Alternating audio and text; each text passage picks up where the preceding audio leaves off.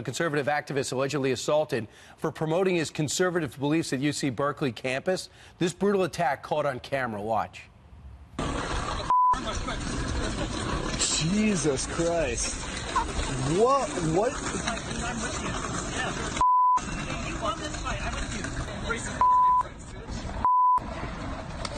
Oh, gosh, poor guy.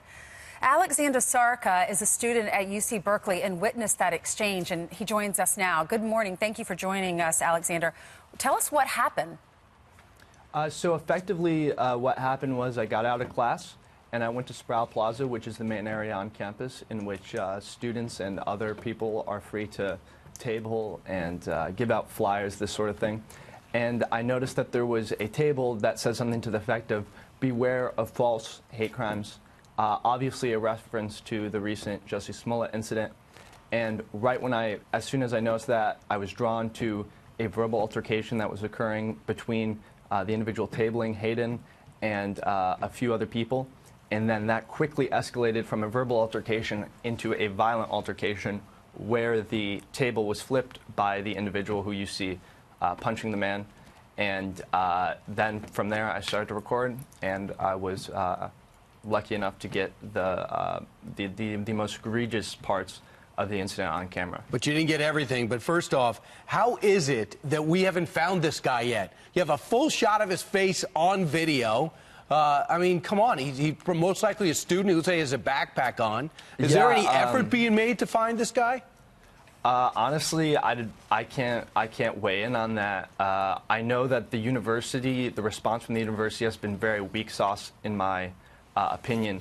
The statement that Chancellor Carol Christ sent out was a very blanket condemnation of violence, and it really didn't go into the specifics of the case. What an embarrassment. Despite Right, the viral nature of this Let me read that statement so folks at home can make their own judgments. She says, let there be no mistake, we strongly condemn violence and harassment of any sort for any reason. At this point, we have no information indicating that the perpetrators are affiliated with the university, and I join our police department in urging anyone with information about the incident to come forward so we can apprehend and bring the perpetrator to justice. So you're not happy with that. You said it's too weak, too soft? Well, I'm not given the context, because if you see the last statement that she sent out before that, it was about 3 times longer, and it went into much more specificity, much more, what's the word? Much more detail.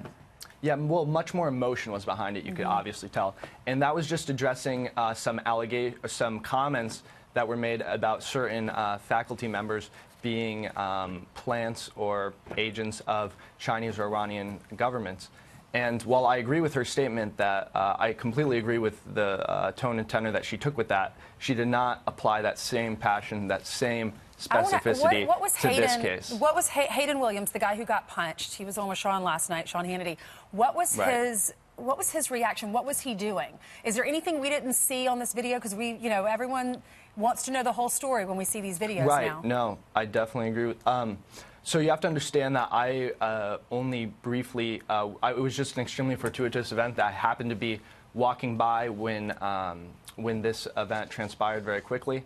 All I know is that he was standing there, he was at the table, and he was obviously had provocative material for Berkeley.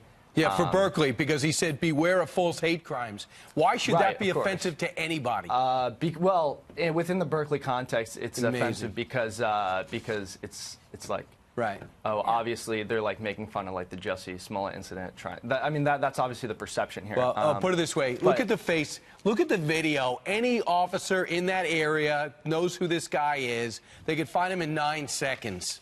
So they're not making any effort. No, I don't necessarily disagree with you on that. Yeah. I'm simply just saying, I've come on this show because I want to prosecute this individual to the full extent of the law. Yeah. And I've been talking to every media outlet I can from across the political spectrum, because I absolutely believe that he should be prosecuted Alexander, and apprehended. You're well-spoken. We appreciate you getting this on video so that we can find out who this person is and police can get to the bottom of it. Thank you so much for being brave. Right. Absolutely. It was good to be here. That guy should have been arrested, right?